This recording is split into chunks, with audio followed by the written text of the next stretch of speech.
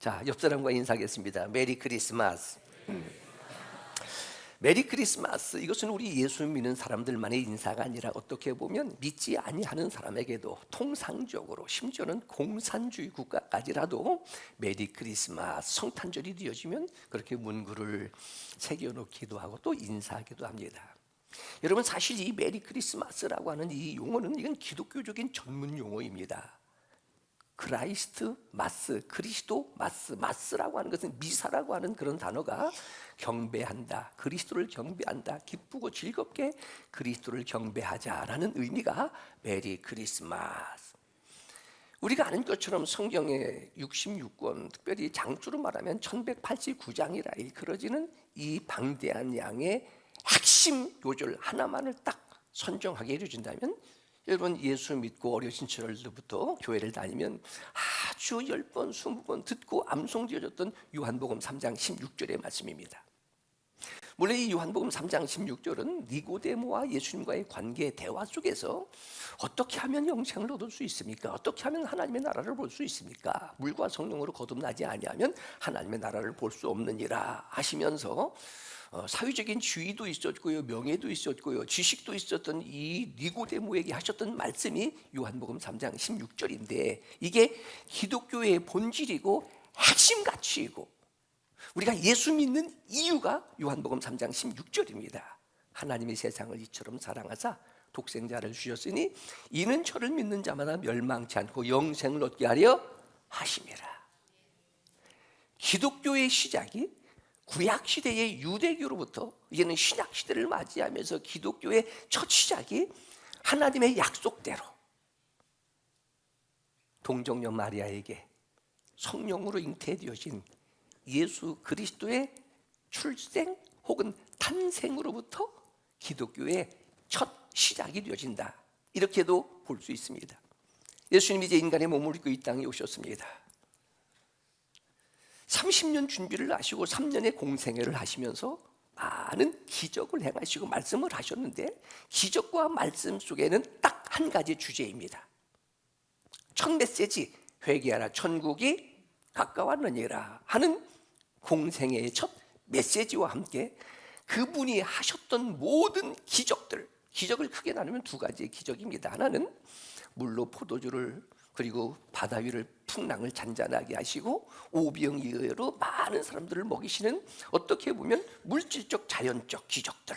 그래서 이 기적을 통해서 이 세상을 만드신 분은 예수님이시다, 예수님은 곧 하나님이시다라고 하는 증거가 되어지는 거예요. 그분이 이 세상을 만드신 주인이니까 풍랑도 잔잔한 것이고 바람도 잔잔한 것이고 물고기 2마리에 이어 떡 5덩어리를 가지고 5,000명을 먹이시고도 남을 수가 있었던 것이고, 물로 포도주를 만드실 수도 있었던 이유는 그분이 그 모든 것의 주인이 되시니까. 또 한 가지는 생명적 기적이라 이렇게 말합니다. 병든 자를 고쳐주십니다. 귀신을 내어 쫓습니다. 심지어는요, 나인성 과부의 아들이라든지 왕의 신하의 아들이라든지 더 나아가 나사로, 죽은 나사로까지도 예수님이 살려주심으로 예수님은 생명의 주가 되신다.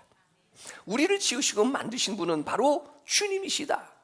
비록 인간의 몸을 입고 이 땅에 오셨지만 이분은 누구이시다? 하나님의 독생자, 하나님의 아들, 곧 하나님이시다라고 하는 증거. 그러니까 이러한 예수님의 사역을 통해서 신앙생활이라고 하는 것은, 내가 예수 믿고 구원받은 그리스도인이라고 하는 것은 내 삶을 통해서 증거가 되어야 한다. 예수님이 하나님의 아들이 되시고, 예수님이 만유의 주가 되시고, 예수님이 창조주가 되시고, 예수님이 구주가 되신다는 것은 그분의 행함을 통해서, 행위를 통해서, 그분의 말씀을 통해서 아, 이분은 주님이시구나, 우리가 그렇게 기다렸던 메시아이시구나라는 증거가 되어졌던 것처럼, 믿음은 바라는 것들의 실상이요 보지 못하는 것들의 증거라.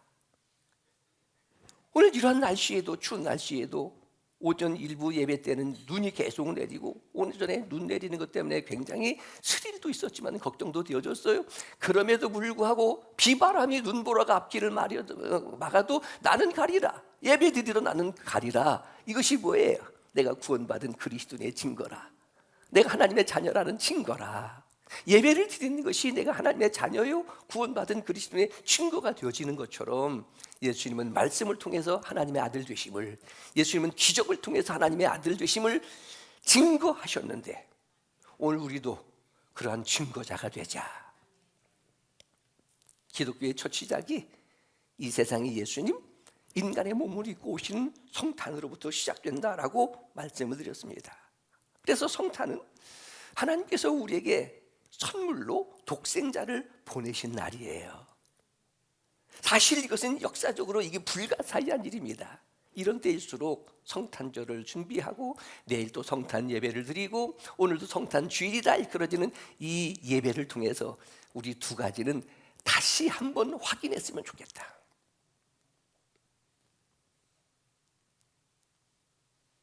기독교가 많이 변질되어져 간다? 기독교가 많이 세속화되어져 간다? 혹시 그래도 이 두 가지만을 지키면 그래도 예수 믿는 사람입니다. 그래도 하나님의 자녀입니다. 그래도 구원받은 사람입니다. 첫째, 예수님을 정말 구주로 영접했느냐 하는 거예요. 영접했느냐 하는 거예요. 다른 표현으로 말하면 예수 믿느냐 하는 거예요. 여러분, 제가 목사이지만 마음속에 지금도 끊임없이 전해지는 이야기, 제가 젊은 목사였을 때는 한국에 한경직 목사님 같은 분이 계시는 것이, 김준곤 목사님과 같은 계시는 분이 얼마나 자랑스럽게 생각했는지를 몰라요. 그분들은 멀리서 바라만 보기만 해도 그냥 거룩거룩이 넘치게 되어지고요.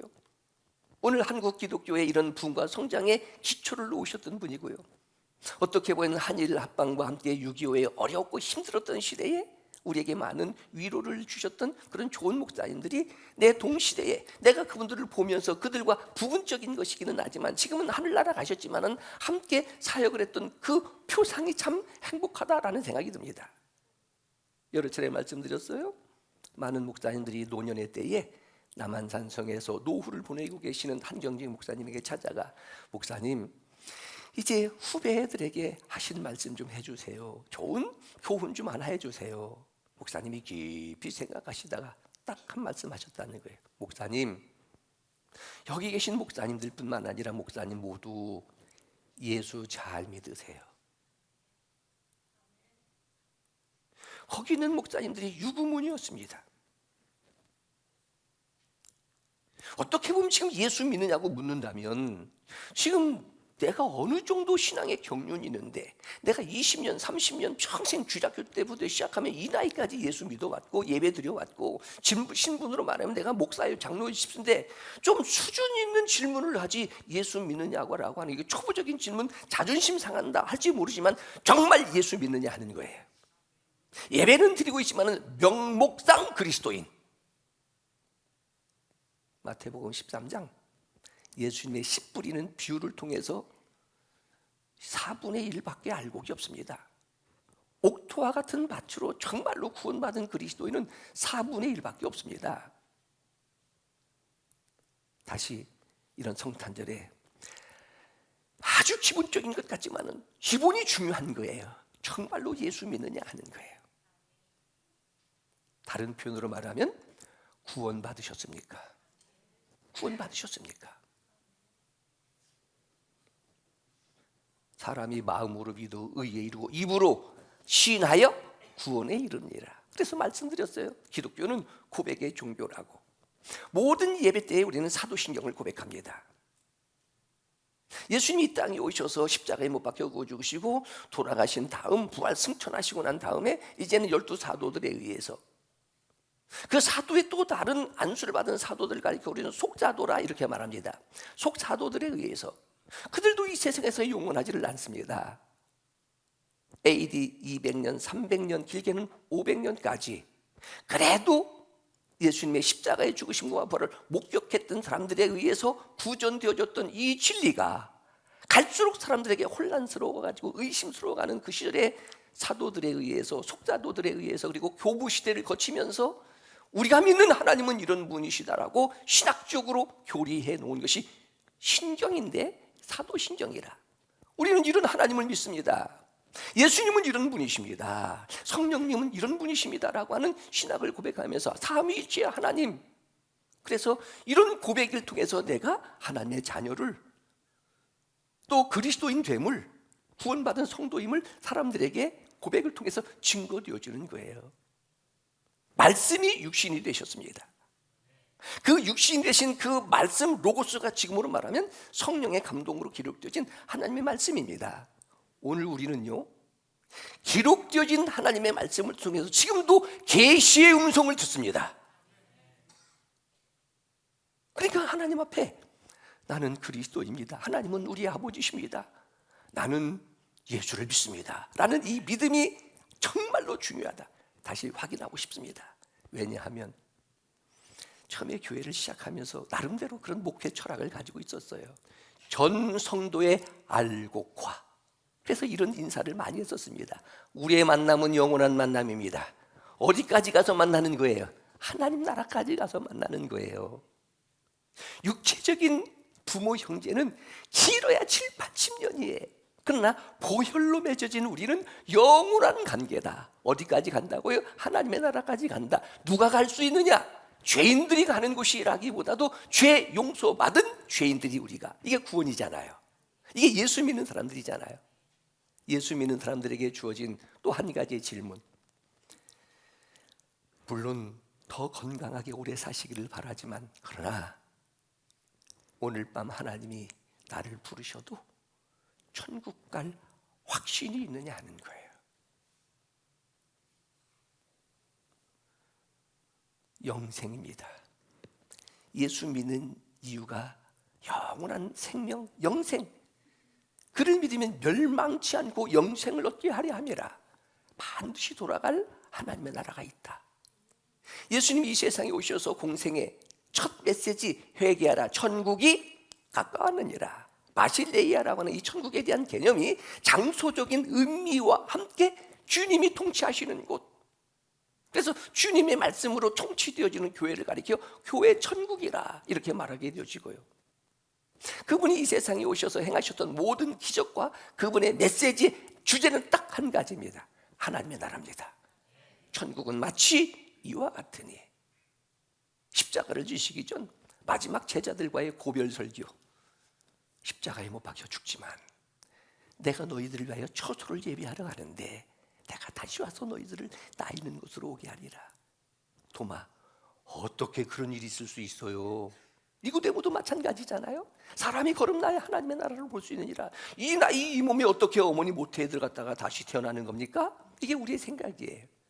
예수님 도마에게 내가 곧 길이요 진리요 생명이니 나로 말미암지 않고서는 아버지께로 올 자가 없느니라. 긍정적, 내가 길이기 때문에 나를 따라오면 되는 것이다. 내가 생명이니까, 내가 진리니까 내 안에 있으면 하나님의 나라를 가는 것이다. 영생이 있습니다. 천국이 반드시 있습니다. 이 천국에 대한 확신을 가지고 사느냐, 여러분, 이게 기독교의 본질이에요. 정직하게, 부지런하게, 깨끗하게, 근면, 성실, 이것은 예수 믿지 않아도 괜찮습니다. 오히려 우리보다 더 정직하게, 바르게, 윤리적으로 사는 사람들은 믿지 않는 사람들일 수도 있어요. 그래도 예수 믿어야 하는 이유는 죄 용서받아야, 구원받아야 어디에요? 하나님의 나라, 영생을 얻기 때문입니다. 이게 성경 66권의 핵심적인 요한복음 3장 16절이고요. 우리의 구원을 위해서 이 땅에 오신 예수님의 탄생을 기념하는 날을 가리켜 우리는 12월 25일이다 그렇게 말합니다. 그런데 사실은 성경에 예수님이 탄생하신 날을 기록해 놓지는 않았습니다. 기독교를 국교화했던 당시 로마에서는요, 12월 24일부터 약 1월 6일까지 이 기간들을 가리켜, 우리 지난 금요일 날 동지가 있었잖아요. 동지, 낮에 해가 가장 짧고 밤이 길고, 그 동지의 축제절을 지키고 있었어요. 그러니까 어떻게 보게 되어지면 이 기간, 특별히 12월 25일은요 이교도들이 태양을 섬기는 태양신의 축제일이었습니다. 그런데 기독교를 국교화했던 이 로마의 4세기의 리베주스라고 하는 이 감독이 12월 25일을 기독교의 날로 딱 지키게 되신 거예요. 하나님이 행하시는 신묘막측한 일, 태양을 섬기는 날을, 누구 태어난 날? 예수님이 태어나신 날, 그러니까 태양을 섬기는 날, 세상의 생명의 빛으로 오신 예수님이 태어난 날로 지킴으로 이 땅에 선교적 의미를 부여한 날이 되어지는 겁니다. 여러분 혹시 천주교에서 예수님의 마리아상이라든지 예수님의 상을 이렇게 그린 그림들을 보게 되어지면 그 배후에 크게 태양신들을 그려놓은 것을 기억하게 되어질 거예요. 바로 그런 의미를 갖고 있는 겁니다. 그러니까 우리는 25일이 중요하다라고 하는 것보다도 그때 성육신, 즉 성령의 감동으로 이 땅에 태어난 예수 그리스도의 탄생에 대한 비밀이 더 중요한 것이다. 하나님의 아들, 독생자, 하나님의 영광스러운 보좌를 포기하고 이 땅에 오신, 우리 지난 시간에 말씀드렸던 것처럼 요셉과 마리아를 통해 이 땅에 오신 그 날짜보다도 그 의미가 더 중요하다. 성경의 약속대로. 오늘 봉독한 말씀에도 그런 말씀이 있잖아요. 이는 선지자로 이렇게 기록된 바. 그래서 말씀드렸어요. 왜 동정녀 마리아에게 예수가 태어나는 거예요? 성경에 기록되어져 있으니까. 왜 베들레헴에 태어나는 거예요? 성경에 그렇게 기록되어져 있으니까. 그래서 개혁주의 신앙이라고 하는 것, 보수적인 전통 신학이라고 하는 것은요, 성경대로면 됩니다. 더 많이 할 것도 없고 더 적게 할 것도 없고, 하나님의 말씀을 가감하는 것이 이단이라 이렇게 얘기하는 거예요. 너무 열심히 할 것도 없다, 너무 많이 할 것도 없다, 너무 잘할 것도 없다. 멋대로 하자고요? 성경대로 하자. 그래서 우리의 신앙은요, 바른 신학, 바른 믿음, 바른 교회, 바르게 살자, 그런 말입니다. 이것이 하나님의 약속이에요. 선지자들에게 하신 말씀대로 예수님 베들레헴에 태어나신 거예요. 근데 하나님은 참 어떻게 보면 유머스러우신 분이시다 하는 생각도 드는 것 중에 하나가, 베들레헴이라는 말은 떡집이라는 말입니다. 예수님, 나는 하늘로부터 내려온 생명의 떡이니. 아브람과 사라가 근 100세가 되어졌어도 아이를 낳을 수가 없었어요. 하나님께서 천사를 보내셔서 내년 이맘때에 아들을 낳을 것이다 하니까 그 얘기를 듣고 있다가 사라가 웃었어요. 웃어? 그래, 이름을 이삭이라 해라. 이삭이라는 이름이 뜻이 뭐예요? 웃음이라는 뜻입니다. 모든 것들이 우연인 것 같아도 이것을 가리켜 우리는 섭리라고 말합니다. 왜 예수님이 이 세상에 오셨어요? 하나님의 약속이기 때문입니다. 왜 베들레헴에 나셨어요? 하나님이 그렇게 나신다고 선지자들을 통해서 약속하셨기 때문입니다. 그래서 신앙이라고 하는 것은 말씀드린 것처럼 우리의 말, 행함을 통해서 증거가 되어지는데, 무엇이 가장 정확하다? 하나님의 말씀이 가장 정확하다. 오늘 본문입니다. 동방 박사들이 하늘의 별을 보게 되어지니까 그 전에 나타나지 않았던 크고 놀라운 별이 나타났습니다.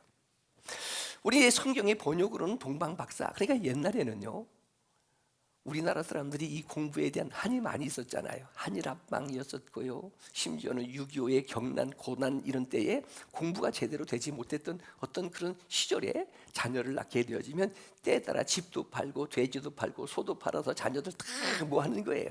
공부시키는 민족이 우리의 민족이에요. 이것이 이제 대한민국이 세계적인 민족이 될 수 있었던 그런 자랑이기는 하지만, 동방박사라 번역은 되어져 있어도 실제적으로는요, 점성가라 이렇게 알려지고 있습니다.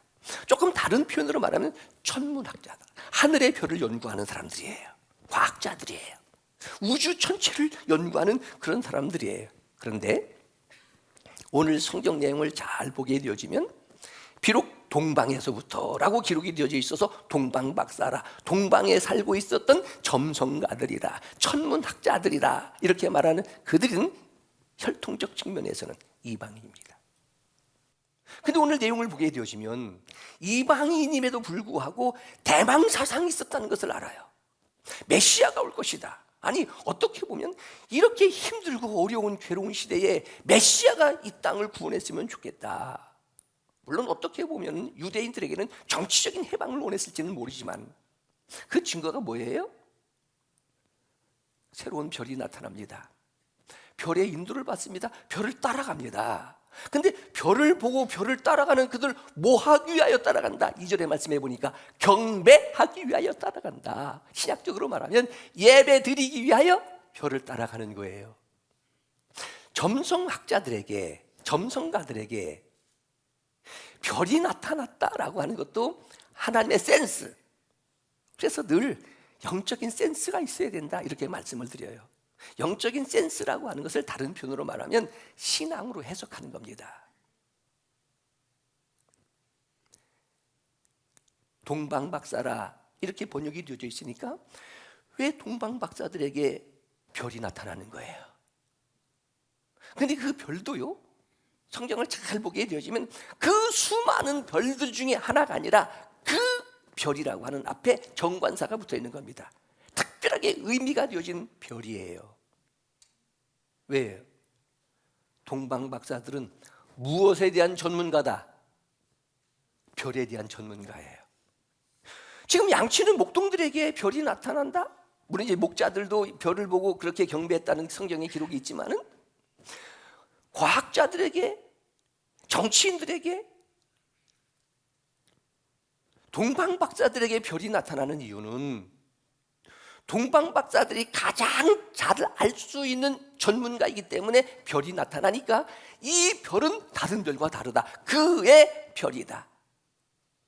그리고 그 별을 보고 유대인의 왕으로 이 세상에 오신 분을 찾아 그들이 지금 산 건고 물 건너 찾아가는데 뭐 하기 위하여 찾아간다? 경배하기 위하여 찾아간다. 오늘 11절의 말씀에 보니까 보배압을 열어 황금과 유황과 몰약을 그에게 드리면서 경배하는 내용을 보게 되어지면 이방인이었고 점성가들이었지만 그들에게는 무엇이가 있었다? 대망사상이 있었다. 우리의 구원주가 되시는 메시아를 기다리는 그들에게 이 별이 나타나는 것이라.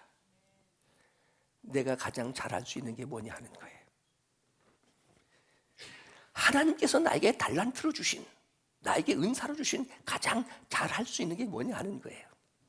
학교 선생님들에게는 가르치는 어떤 지식으로 학생들을 많이 만날 수 있다고 한다면 그 만남을 통해서 뭔가 하나님의 음성이 들려지는 것일 수도 있고, 내가 운전하는 것을 잘하는 사람이라고 한다면 그 운전하는 것들을 통해서 하나님께서 나에게 말씀하실 수 있고 은사로 하나님이 나를 메시지를 주실 수도 있을 것이고, 특별히 전체적인 측면에서 요즘 계속 강조하고 있는 내용입니다.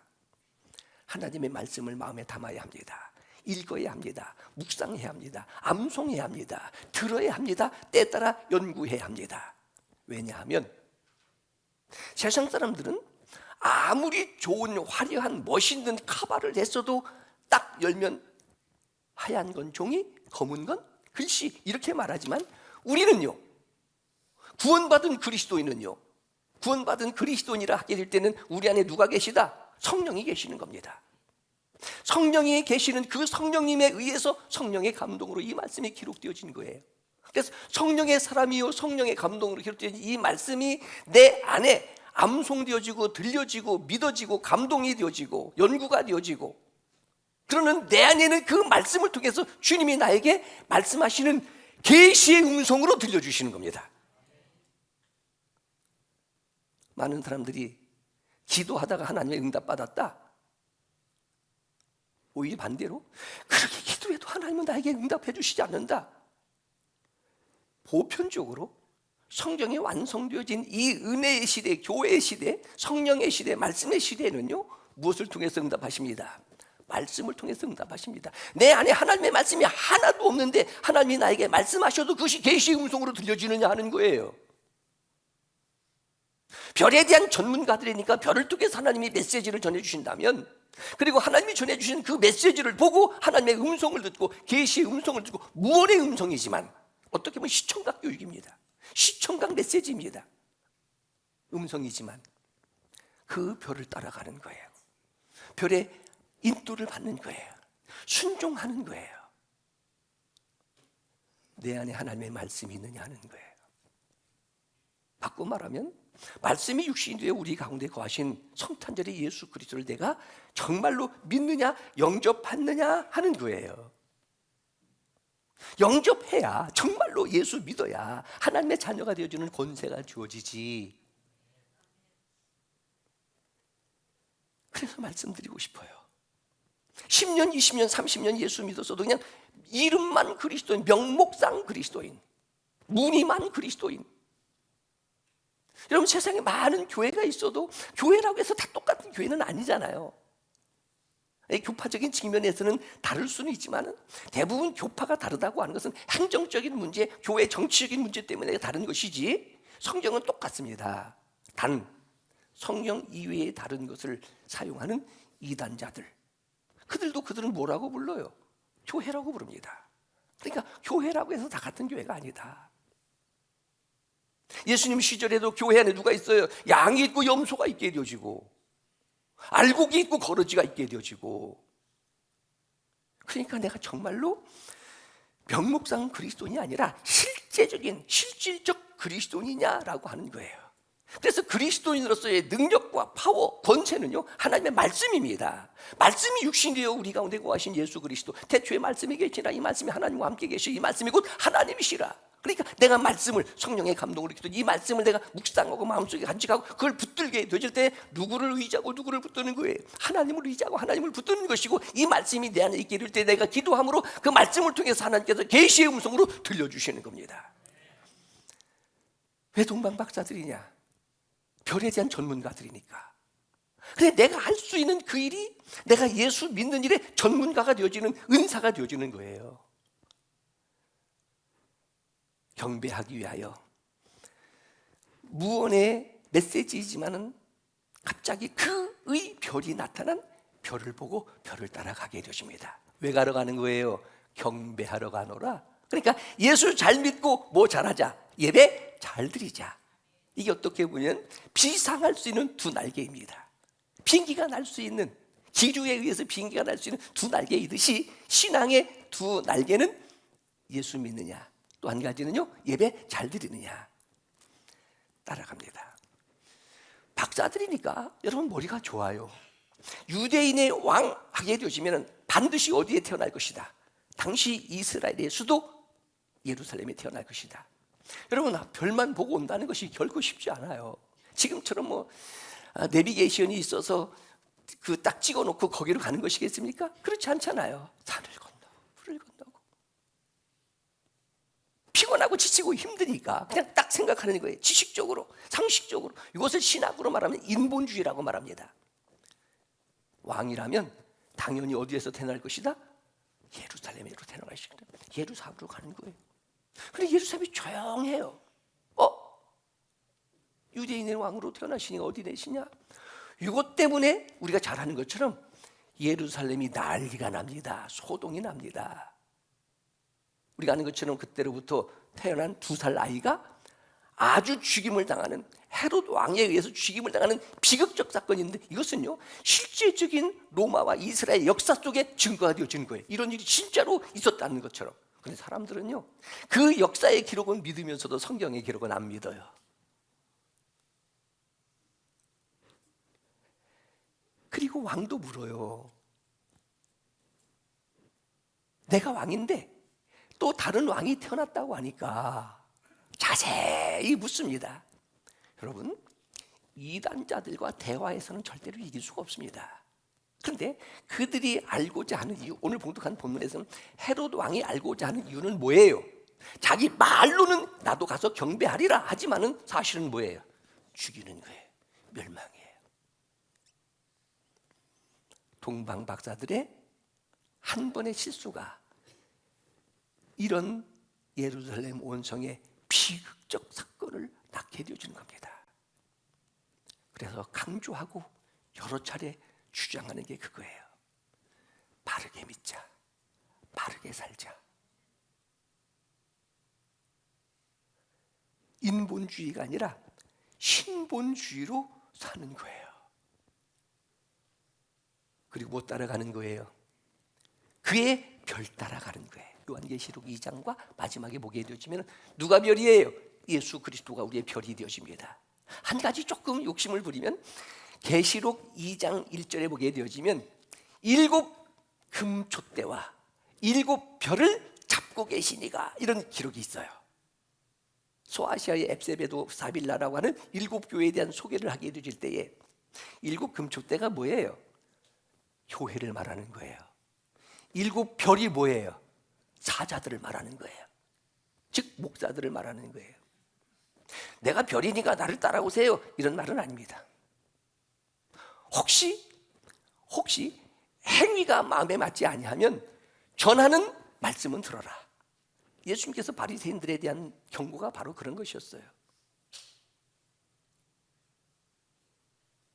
마음 같은 족속, 우리가 제사장이라. 그렇다면 우리가 기록되어진 말씀을 통해서 계시의 음성을 듣고 지금 이렇게 추리회가 있습니다. 이거 만들어진 의미가 뭐예요? 성탄에 대한 메시지가 증거되어지는 거예요. 세상의 빛으로 오신, 그러니까 우리는 교회 앞에 세워진 이 십자가의 메시아 불을 통하여 혹은 성탄전 추리를 통하여 우리는 그런 의미를 부여하지만 다른 사람들은 그렇지 않잖아요. 고로 우리가 뭐가 되자? 예수 그리스도의 탄생을 전하는 스타가 되자, 별이 되자. 그리고 뭐 하는 거예요? 동방에서 그의 별을 보고 경배하기 위하여 우리 예배 잘 드리자. 예배 잘 드리자. 메리 크리스마스, 기쁘게 예수님을 예배하자 하는, 그렇게 인사되어지는 것처럼, 그런 것처럼 우리도 이런 기쁨이 있느냐 하는 거지요. 동방 박사들이 다시 이제 베들레헴을 향하여 가길 때에 별이 나타나게 되어지고, 별이 머무는 곳에 서게 되어지니까 거기에 누가 있어요? 마리아와 아기 예수가 태어난 구유가 있게 되어져요. 메리 크리스마스, 우리 기쁘게 예수님을 경배합시다. 그래서 기쁘다, 구주 오셨네, 이렇게 찬송이 있게 되어지잖아요.